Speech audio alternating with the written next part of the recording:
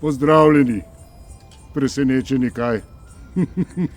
Siva kučma, bela brada, topel kožuh in zvrhan koš.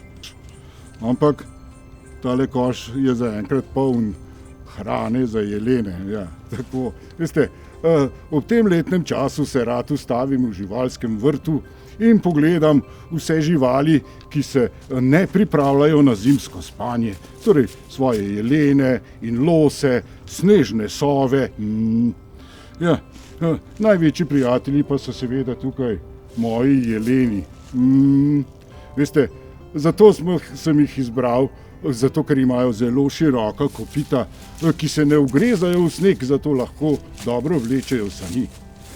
Da pa so zaščiteni pred polarnim mrazom in nizkimi temperaturami, pa imajo tudi črno kožo ter votlo dlako, v kateri je zrak, da se lahko segreje in jih tako varuje pred mrazom.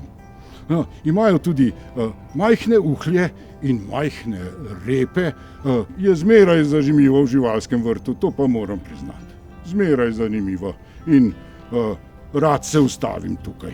Saj vidite, zima se pripravlja, sneg bo kmalu, upam, da nam ga babica zima natrosi.